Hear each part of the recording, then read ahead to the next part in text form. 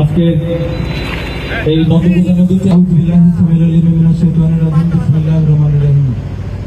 মেঘ মুক্ত আকাশ, উত্তপ্ত আবহাওয়া, তারপরে সুন্দর সুশৃঙ্খল একেবারে উৎসবমুখর পরিবেশে ঢাকাস্থ বড়গ্রাম উপজেলা সমিতির উদ্যোগে আয়োজিত মৎস্য অবমুক্ত এবং বৃক্ষরোপণ অভিযানে কি পরিভ্রমণ, এটা নৌবিহার।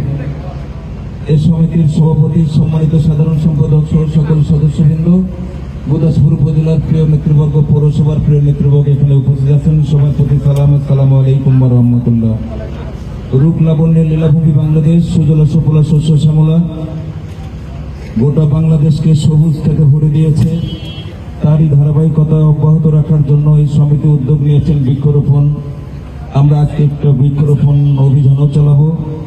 আর মাছে ভাতে বাঙালি, মাছে ভাতে যেহেতু বাঙালি, এই কারণে এই উপজেলা সমিতি, বড়গ্রাম উপজেলা সমিতি ঢাকাস্থ উদ্যোগ নিয়েছেন মাছ অবমুক্ত করার জন্য। এই দুটি উদ্যোগই আসলে বাংলাদেশের এবং বাংলাদেশের 18 কোটি মানুষের জন্য অত্যন্ত প্রয়োজন এবং অপরিহার্য। এই উদ্যোগ নেওয়ার জন্য গুরদাসপুর উপজেলা বিএনপি, নাটোর জেলা বিএনপির পক্ষ থেকে ছোট্ট একটা করতালি দিয়ে আন্তরিকভাবে ধন্যবাদ জানাতে চাই।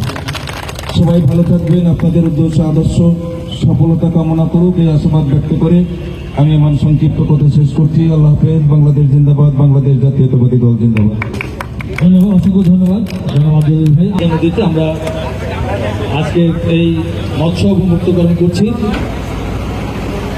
আমরা এই মুহূর্তে আমাদের নেতৃবৃন্দকে সাথে নিয়ে আমরা নন্দকুমার নদীতে এই চাষকর হাট সংলগ্ন যে ঘাট, ধানিহাটা ঘাট, সেই ঘাটে আমরা আজকে মাছের পোনা অবমুক্ত করছি এবং আমরা সচেতন সবাইকে তা করতালির মাধ্যমে আমরা স্বাগত জানাই। এবং আমরা সচেতনতার জন্য আমরা কিছু লিফলেট বিলি করছি, কিভাবে পরিবেশগত জলজ প্রাণী, পশু পাখি আমরা কিভাবে রক্ষা করতে পারি এগুলো